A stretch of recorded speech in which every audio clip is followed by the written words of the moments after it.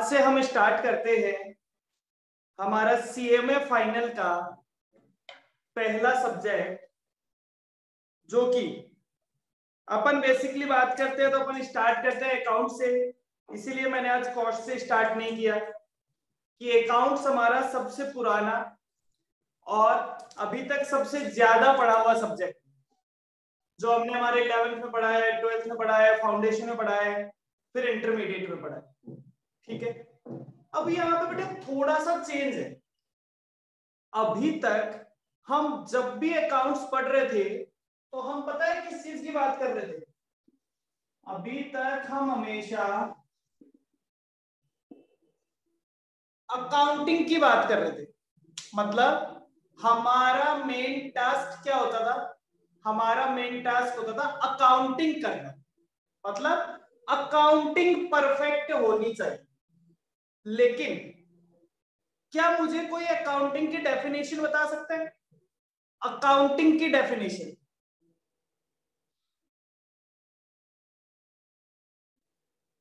Priyanka, Anjali, accounting की definition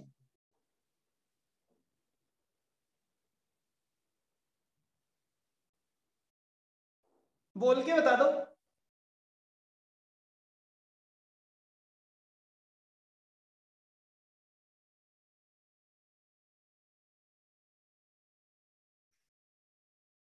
बेटा accounting में 4 काम होते थे।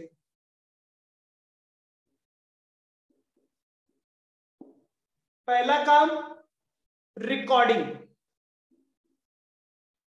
Second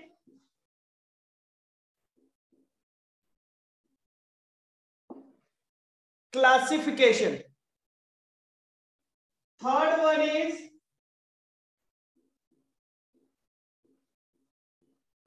summarise. तो ये तीनों काम हमने किए हैं। रिकॉर्डिंग का मतलब जर्नल, हमने जर्नल बनाई। क्लासिफिकेशन का मतलब हमने लेजर अकाउंट्स बनाए। और समराइज का मतलब हमने फाइनल अकाउंट बनाए। और ये फाइनल अकाउंट हमने हर तरीके से सीखे। एक कंपनी के फाइनल अकाउंट कैसे बनते हैं वो भी सीख लिए, पार्टनरशिप फर्म के कैसे बनते हैं वो भी सीख लिए, नॉर्मल बिजनेस ऑर्गेनाइजेशन के सोल प्रोप्राइटर के कैसे बनते हैं वो भी सीख लिए, डिपार्टमेंटल अकाउंटिंग के कैसे बनते हैं वो भी सीख लिए, ब्रांच के कैसे बनते हैं वो भी सीख लिए, जॉइंट वेंचर, कंसाइनमेंट, जहां जहां पे बन सकते थे हमने वो सारे सीख लिए। तो फिर क्या बचा? बोले फोर्थ पोर्शन। फोर्थ पोर्शन क्या था? फोर्थ पोर्शन था कम्युनिकेशन। मतलब इसके जो रिजल्ट्स आते हैं वो आपको कम्युनिकेट करने होते हैं रिपोर्ट बना के। जो इसके रिजल्ट आएंगे वो रिजल्ट आपको रिपोर्ट करने होंगे, क्या करके? रिपोर्ट्स बना के। तो वो काम, ये वाला काम बेसिकली आपको कहां पे करना है? ये वाली चीज आपने अभी तक कभी नहीं पढ़ी, ना 11th में, ना 12th में, ना फाउंडेशन में, ना इंटर में, ना फाइनल में। समझ गए?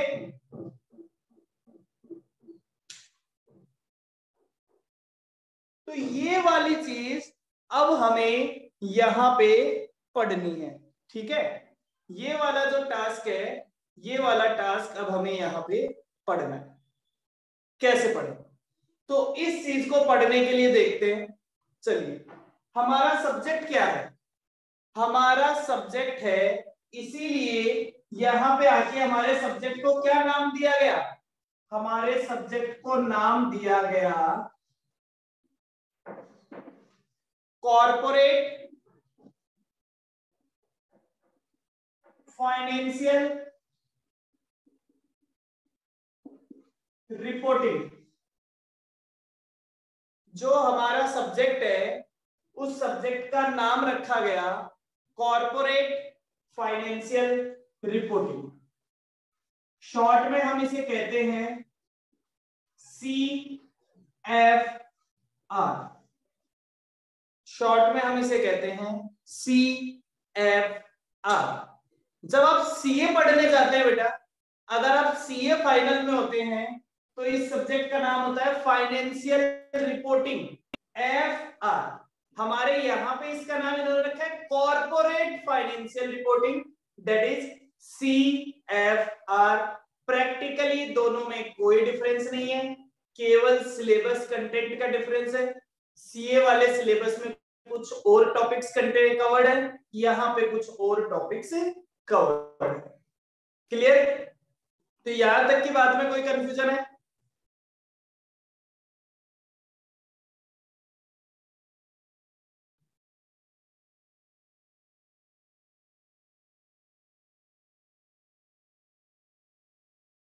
नहीं है।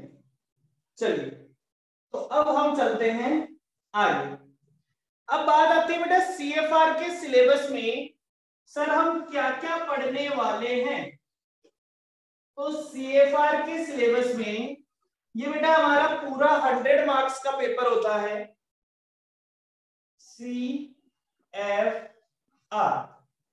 पूरा 100 मार्क्स का हमारा पेपर है। इस पेपर में जो हमारा फर्स्ट पोर्शन होगा, फर्स्ट पोर्शन, वो पोर्शन है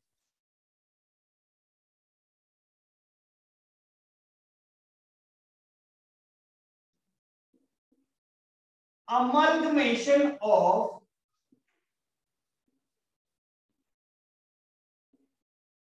कंपनीज। अमालगमेशन, अमालगमेशन मतलब दो कंपनियां मिलके एक हो जाना, ठीक है। इसी का सेकंड पार्ट, ये इसका फर्स्ट पार्ट था, ये इसका सेकंड पार्ट है, that is internal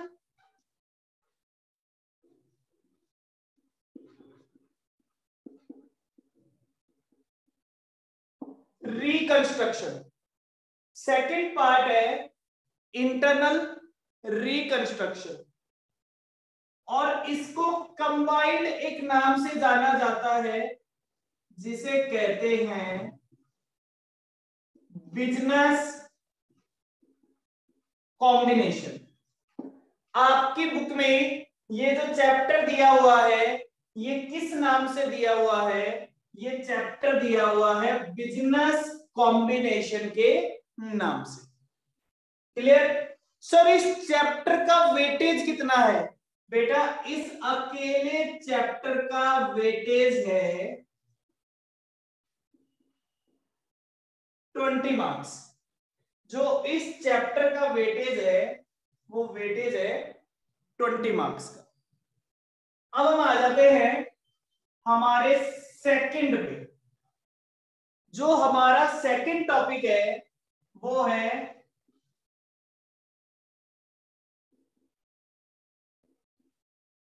consolidation of accounts. Sir ये क्या है? कंसोलिडेशन ऑफ अकाउंट्स का मतलब क्या होता है? कंसोलिडेशन ऑफ अकाउंट्स का मतलब होता है, आपने सुना है एमएनसीज, जिसकी बहुत सारी कंपनियां होती है। अब उनकी मालिक तो एक ही होती है, एक ही कंपनी उनकी मालिक होती है, वो सारी उस कंपनी के छोटे छोटे छोटे छोटे पार्ट्स होते हैं। तो हमने कहा लेकिन जो मालिक है वो ये तो कहेगा कि मुझे मेरी सारी कंपनी से आने वाला प्रॉफिट बताओ। जैसे आज फेसबुक है, फेसबुक का नाम चेंज हो गया, अब ये भी हो गया मेटा। अब व्हाट्सएप भी फेसबुक का ही पार्ट है, फेसबुक भी मेटा का ही पार्ट है, व्हाट्सएप भी मेटा का ही पार्ट है, इंस्टा भी मेटा का ही पार्ट है। तो ये तीनों कंपनियों से जो रेवेन्यू आने वाली है वो सब मार्क जकरबर्ग कहेगा मुझे एक जगह पता तो होनी चाहिए। तो तीनों कंपनियों के अकाउंट्स को एक जगह करना वो क्या कहलाता है? कंसोलिडेशन। सर इसका वेटेज कितना है? इसका वेटेज भी है बेटा 20 मार्क्स। तो सबसे पहला काम बिजनेस कॉम्बिनेशन, दूसरा काम कंसोलिडेशन। अगर ये दोनों टॉपिक हमें अच्छे से आते हैं मतलब हमारा 40 मार्क्स का पोर्शन कवर हो जाता है। डन? इसके बाद और आगे चलते हैं। Portion number third, portion number 3 है बेटा अकाउंटिंग स्टैंडर्ड और इंडियन अकाउंटिंग स्टैंडर्ड, मतलब इसको ऐसे भी कह सकते हैं एएस और इंडियस अकाउंटिंग स्टैंडर्ड। जैसे हमने फाइनेंशियल अकाउंटिंग में थोड़े से अकाउंटिंग स्टैंडर्ड पढ़े थे, फिर हमने कंपनी अकाउंट्स में 4-5 अकाउंटिंग स्टैंडर्ड पढ़े थे, टोटल मिला के हमारे 30 अकाउंटिंग स्टैंडर्ड, तो वो हमें यहाँ पे पढ़नी है। सर ये दोनों मिला के कितने नंबर के आते हैं? ये दोनों मिला के भी बेटा 20 मार्क्स का कंटेंट आता है। ये 20 मार्क्स बहुत इजी, ठीक है। तो ये 3 चैप्टर जो हमारे सबसे मेन चैप्टर है, ये तीनों चैप्टर मिला के हमारे पास 60 मार्क्स का कंटेंट हो जाता है। Clear?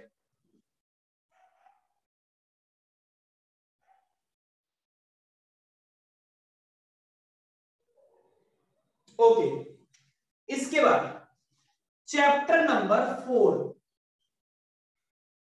Chapter number 4, fourth chapter कौन सा है हमारा? चैप्टर नंबर 4 है बेटा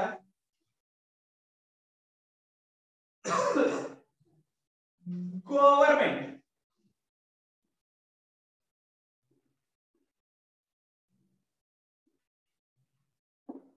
गवर्नमेंट अकाउंटिंग। सर ये गवर्नमेंट अकाउंटिंग क्या होती है? गवर्नमेंट अकाउंटिंग का बेटा आज तक हमने जब भी अकाउंटिंग पढ़ी है ना, तो हमने वो अकाउंटिंग हमारे लिए पढ़ी है, चाहे वो हम पार्टनरशिप फर्म हो, चाहे वो हम कंपनी हो, चाहे वो हम ब्रांच हो, कुछ भी हो, वो अकाउंटिंग हमने हमारे लिए पढ़ी। एक बात बताओ, पैसा तो गवर्नमेंट के पास भी होता है, क्या गवर्नमेंट में हिसाब नहीं रखा जाता? क्या गवर्नमेंट में पैसे के अकाउंट्स नहीं बनाने पड़ते? बनाने पड़ते हैं, क्योंकि वरना तो होगा कि भैया पैसा कहां से आएगा, उस पैसे का हिसाब कौन रखेगा। तो बोले साहब गवर्नमेंट को भी अपनी अकाउंटिंग करनी पड़ती है। तो यहां पे ये बताया गया है कि गवर्नमेंट अपनी अकाउंटिंग कैसे करता है। तो सबसे पहले तो government accounting, that is what and how. Government accounting क्या होती है और गवर्नमेंट अकाउंटिंग कैसे की जाती है, ये हमें बताया गया। अब एक बात बताओ, हम जब अकाउंटिंग करते हैं तो हमें अकाउंटिंग के रूल्स दे रखे हैं। जैसे हमने अभी कहा कि हमें अकाउंटिंग स्टैंडर्ड पढ़ने पड़ते हैं, हम सारी अकाउंटिंग किसी ना किसी अकाउंटिंग स्टैंडर्ड की तरह करते हैं। जैसे हम कहते हैं साहब क्लोजिंग स्टॉक को कॉस्ट पे वैल्यू करना है या market price whichever is lower, ये हमें AS2 बताता है। कैश फ्लो कैसे कैसे होता है, ये AS3 बताता है। रेवेन्यू को कब रिकॉग्नाइज करना है, कब रिकॉग्नाइज नहीं करना, ये AS9 बताता है। तो हम सारे काम AS के अकॉर्डिंग करते हैं। तो क्या वैसे ही गवर्नमेंट को भी अकाउंटिंग करने के कोई स्टैंडर्ड दिए गए हैं? होने चाहिए क्या? क्या गवर्नमेंट पे भी अकाउंटिंग के कोई स्टैंडर्ड होने चाहिए?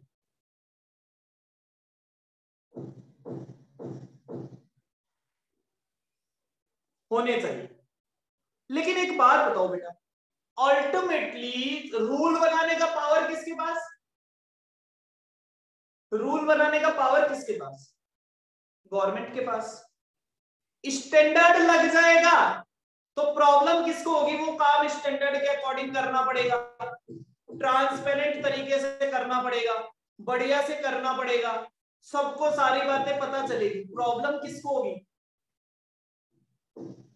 प्रॉब्लम किसको होगी? गवर्नमेंट को।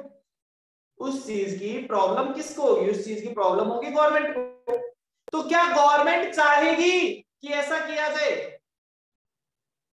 नहीं चाहेगी। तो बेटा आज तक 6 अकाउंटिंग स्टैंडर्ड गवर्नमेंट के लिए बनाए गए हैं, लेकिन आज तक गवर्नमेंट ने इन 6 में से केवल कितने को अप्रूव किया है? केवल कितने को अप्रूव किया है? 3 को। गवर्नमेंट ने केवल 3 अकाउंटिंग स्टैंडर्ड को ही अप्रूव किया है। ओके, तो हमें टोटल अकाउंटिंग स्टैंडर्ड है 6, गवर्नमेंट ने अप्रूव किया है 3 को, तो हमें 3 ही अकाउंटिंग स्टैंडर्ड पढ़ने हैं। और ये इतना छोटा सा कंटेंट मिला के कितने मार्क्स का है? 15 मार्क्स का है।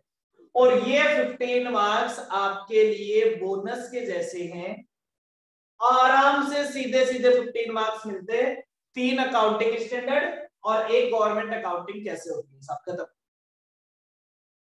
तो टोटल कंटेंट ये जो हो गया, ये हो गया बेटा 75 मार्क्स। अब आता है पोर्शन नंबर 5। फिफ्थ पोर्शन क्या है? तो मैंने कहा पोर्शन नंबर 5। पोर्शन नंबर 5 है सम अदर टॉपिक्स। कुछ छोटे छोटे टॉपिक हो रहे हैं। जैसे पहला टॉपिक, इसका नाम बहुत अच्छा है। नाम यहां पे दिया हुआ है शेयर बेस्ड पेमेंट। नाम क्या है? Share based payment. सर ये क्या होता है? मैंने कहा आपने एक दूसरा नाम सुना है बेटा इसे। आपने ईएसओपी सुना है ना? ईएसओपी क्या होता है? ईएसओपी सुना है? तो बस उसी को बोलते हैं शेयर बेस्ड पेमेंट। वो शेयर बेस्ड पेमेंट का ही टाइप होता है। तो हमें ये वाला टॉपिक पढ़ना है। सर और भी कुछ पढ़ना है क्या? हाँ बिल्कुल पढ़ना है। इसके अलावा पढ़ना है valuation of share, valuation of goodwill, valuation of share, valuation of goodwill और non banking financial company. Non banking financial company, इसमें हमें पढ़नी है एनपीए वाली चीज। इसमें हमें पढ़नी है एनपीए। आपको याद है आपने कंपनी अकाउंट्स में बैंकिंग कंपनी पढ़ा था? आपने कंपनी अकाउंट्स में बैंकिंग कंपनी पढ़ा था। उसमें आपने बैंकिंग कंपनी के लिए, जो बैंक्स लोन देती है, उसके लिए आपने नॉन परफॉर्मिंग एसेट निकाला था, प्रोविजन बनाया था। वही काम बेटा, कुछ नॉन बैंकिंग कंपनियां भी तो है जो बैंक नहीं है फिर भी लोन देती है। जैसे एयू फाइनेंस है, वो बैंक तो थोड़े दिन पहले बना है, वो पहले भी तो लोन देता था। जैसे मुथूट फाइनेंस है, वो भी तो लोन देता है। तो ऐसे बहुत सारी कंपनियां हैं जो फाइनेंस का काम करती है, लेकिन वो बैंक नहीं है। तो उनके लिए भी प्रोविजन बनाने की, नॉन परफॉर्मिंग असेट की रिक्वायरमेंट होती है। तो वो कैसे बनेगा वो भी हमें पढ़ना। सर ये कितने मार्क्स का होगा? बेटा ये वाला कंटेंट 10 to 15 मार्क्स का होता है। इनमें से कोई भी 2 या 3 क्वेश्चन आ जाते हैं, 4-4, 5-5 नंबर के क्वेश्चन आते हैं। ठीक है सर, एक छोटा सा कंटेंट। उसके बाद थ्योरी कंटेंट, कुछ अलग से थ्योरेटिकल चैप्टर्स है 2-3, तो वो थ्योरी कंटेंट भी 10 to 15 मार्क्स का है।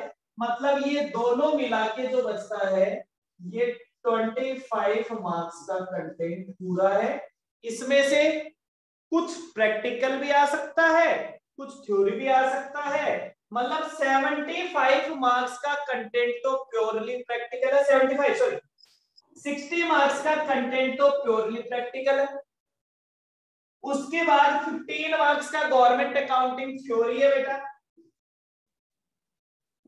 और इस 25 मार्क्स में से लगभग मैं तो कहता हूं 10 मार्क्स ही मान के चलो प्रैक्टिकल।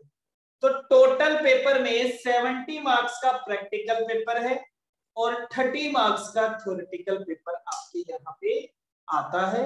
ये आपका पूरा सिलेबस है किस चीज का, कॉर्पोरेट फाइनेंशियल रिपोर्ट। समझ गए?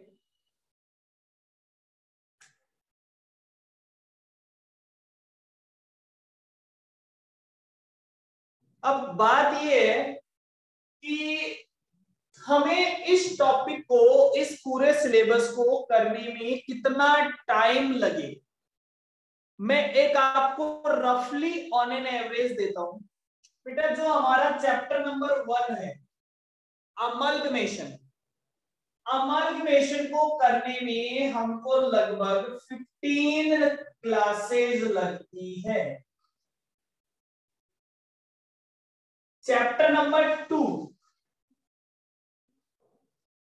कंसोलिडेशन, इसको करने में भी लगभग 15 क्लासेस लगेगी। 14 में भी हो सकता है, 16 में भी हो सकता है। चैप्टर नंबर 3 अकाउंटिंग स्टैंडर्ड, इसको करने में हमें 20 क्लासेस लग जाएगी, जिसमें एएस भी आ जाएंगे और इंड एएस भी आ जाएंगे। ये अमलगमेशन, ये consolidation. Chapter number 4 government accounting को करने में हमें केवल 4 क्लासेस लगेगी। इसका मतलब आप देख लो ये 4 क्लासेस कितनी इंपॉर्टेंट है। इन 4 क्लासेस से हमें 15 मार्क्स मिल जाते हैं। फिर हो गया टॉपिक नंबर 5। टॉपिक नंबर 5 जो हमारे छोटे छोटे प्रैक्टिकल टॉपिक्स हैं उनको करने में हमको लगभग 15 क्लासेस लगती है। ठीक है। और लास्ट वाला टॉपिक, थ्योरी वाला टॉपिक करने में लगभग 10 क्लासेस आपको लगेगी। तो ये टोटल मिला के लगभग 79 क्लासेस होती है। आप मान के चलिए आपको 80 क्लासेस अप्रॉक्स सारे काम में लगने वाली है। डन? क्लियर?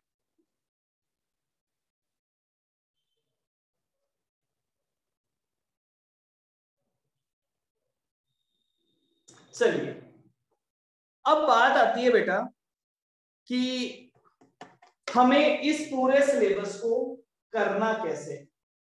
देखिए 80 क्लासेस का मतलब आपके पास इस तरह से है कि लगभग 3 मंथ्स का टाइम अभी इस सिलेबस को करने में लगे और हमारे पास आराम से अगले 3 मंथ्स तक इतना स्पेसिफिक कोई काम नहीं है कि हम इतना टाइम इसको ना दे सके, क्योंकि इसमें हमको थोड़ा थोड़ा टाइम और इन्वेस्ट करना पड़ेगा। जितना आप क्लास में पढ़ेंगे उतना आपको घर पे भी उसको टाइम देना पड़ेगा। शुरू शुरू में नहीं, जैसे ही कोई चैप्टर एंड पे आएगा तो आपको थोड़ा सा टाइम देना पड़ेगा जिससे कि आप उसे रिकॉल कर पाए। डन?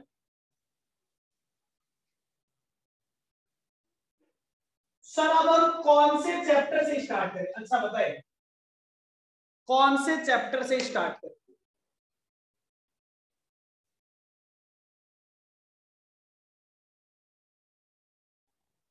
कोई छोटा सा चैप्टर लेना है या कोई बड़ा सा चैप्टर लेना, मतलब कोई 2 दिन में खत्म होने वाली चीज लेनी है या फिर कोई 5, 7, 10 दिन में खत्म होने, 15 दिन में खत्म होने वाली? क्योंकि अगर अपन अमालगमेशन चालू करेंगे 15 दिन लगेंगे, कंसोलिडेशन चालू करेंगे 15 दिन। बड़ा, अक्षिता कह रही है बड़ा टॉपिक।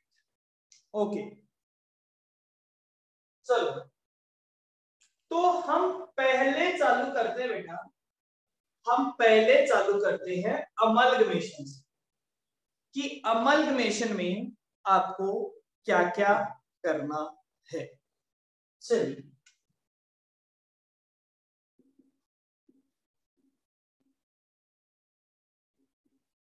अमलगमेशन ऑफ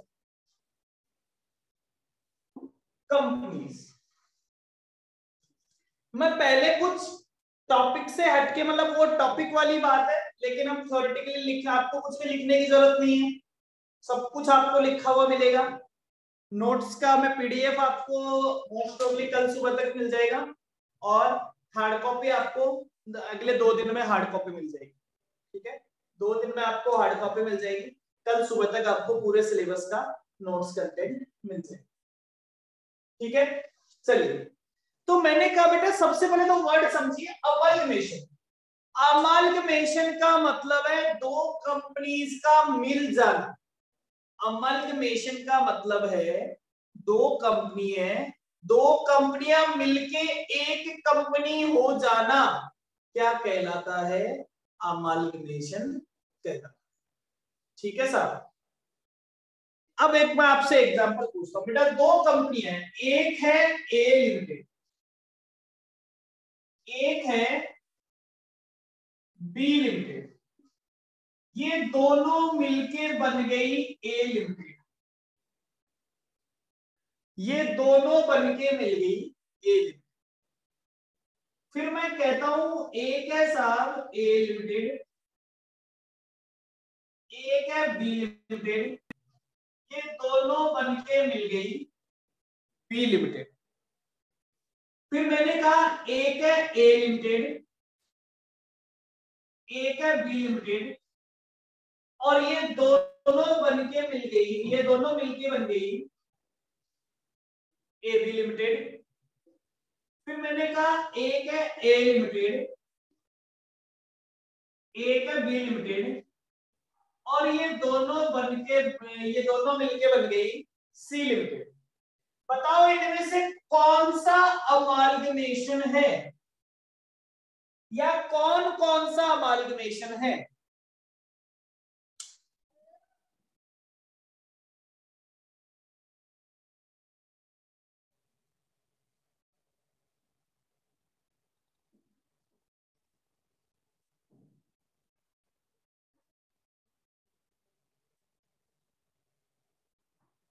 चार ऑप्शन। अक्षिता कह रही है थर्ड वाला अमालगमेशन है, ठीक है। अंजलि भी कह रही है थर्ड वाला अमालगमेशन है। चलो एक बात बताओ, क्या पहला वाला अमालगमेशन नहीं है क्या? पहला वाला मैंने कहा एक कंपनी थी ए लिमिटेड, एक कंपनी थी बी लिमिटेड, बी लिमिटेड आके मर्ज हो गई या बी लिमिटेड आके मिल गई ए लिमिटेड में, तो दो कंपनियां थी, दो में से एक कंपनी खत्म हो गई और वो आके मर्ज हो गई ए लिमिटेड में, तो क्या ए लिमिटेड ये अमालगमेशन नहीं है? मैं ऐसा कह सकता हूं कि ए लिमिटेड ने बी लिमिटेड को परचेज कर लिया, अरे भाई परचेज करके अपने में मिला लिया, ऐसा भी तो हो सकता है, तो मिल तो गई ना। अमालगमेशन का मतलब मिल जाना, एक कंपनी का एग्जिस्टेंस खत्म, दूसरी में मिल जाना। तो हमने कहा साहब ये भी अमालगमेशन है। अब एक बात बताओ, क्या पहला वाला अमालगमेशन है तो क्या दूसरा अमालगमेशन नहीं है? इसमें तो केवल इतना सही तो केस हुआ है कि इस बार ए लिमिटेड बी लिमिटेड में चली गई।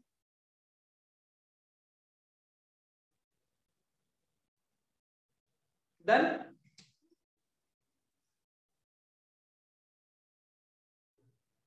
तीसरे वाले केस में क्या हुआ है?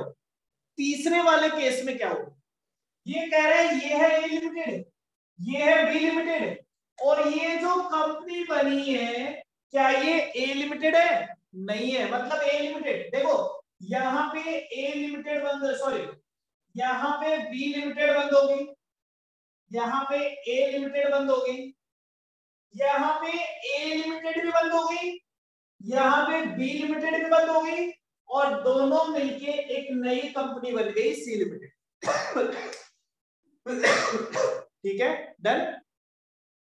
तो कोई फर्क नहीं पड़ता, मैं कहता हूं दोनों में से एक बंद हो जाए, दोनों बंद हो गए, कोई फर्क नहीं पड़ता, नई कंपनी एग्जिस्टेंस में आ गई। क्लियर?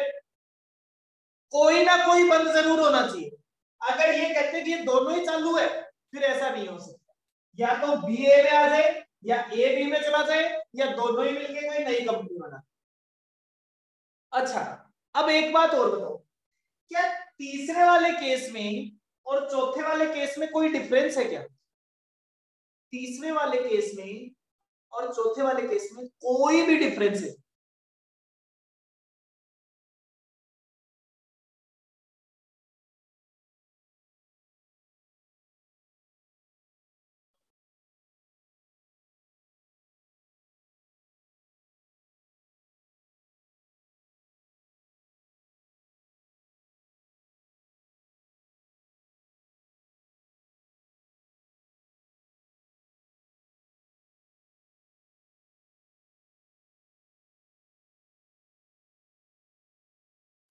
नहीं।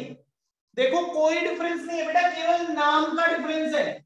यहाँ पे नाम लिखा गया था ए बी, यहाँ पे नाम लिखा गया है सी, बस केवल इतना सा डिफरेंस है और कोई डिफरेंस ही नहीं है। यहाँ पे भी ए बंद हो रहा है, बी बंद हो रहा है, जो नई कंपनी बन रही है उसका नाम है सी लिमिटेड। यहाँ पे भी ए बंद हो रहा है, बी बंद हो रहा है, जो नई कंपनी बन रही है उसका नाम है सी लिमिटेड। बस केवल इसके अलावा और कोई भी डिफरेंस नहीं है। समझे मेरी बात?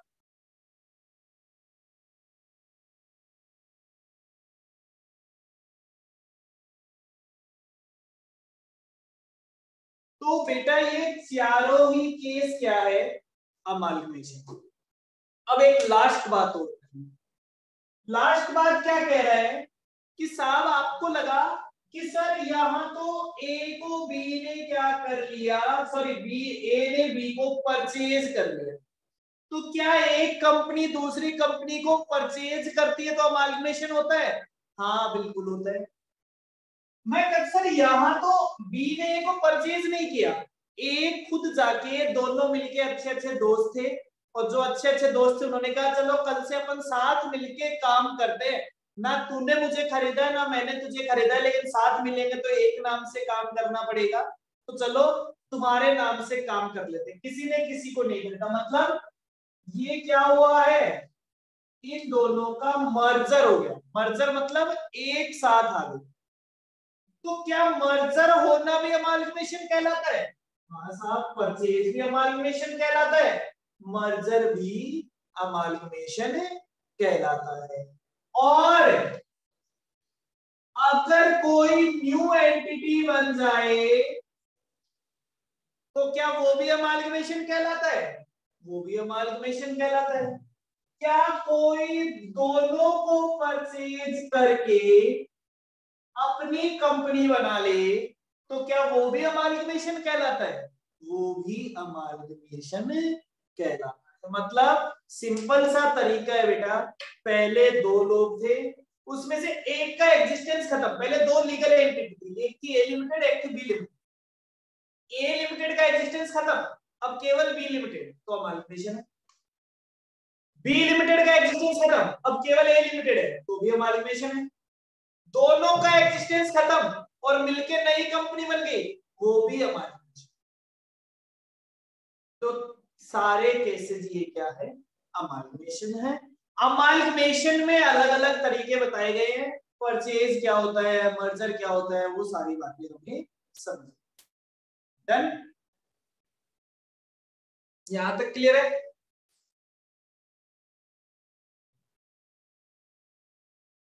चलो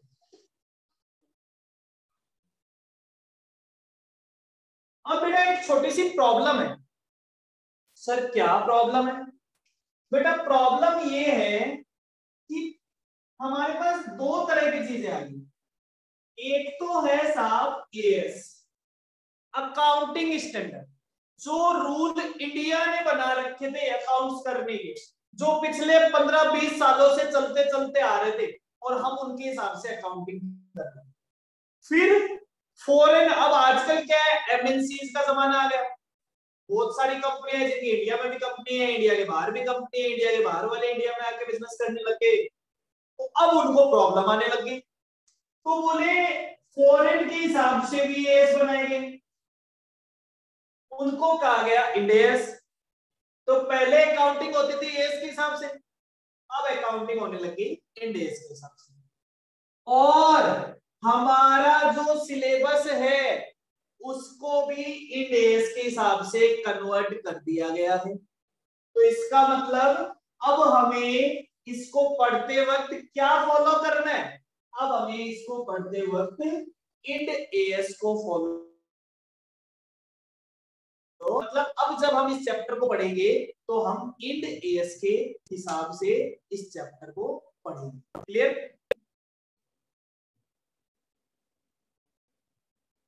जब इसका एएस होता था तो इसका एएस होता था अकाउंटिंग स्टैंडर्ड 14, और जब हम अब इसका इंड एएस पढ़ेंगे तो इसका इंड एएस होगा 103, इसका इंड एएस होगा 103।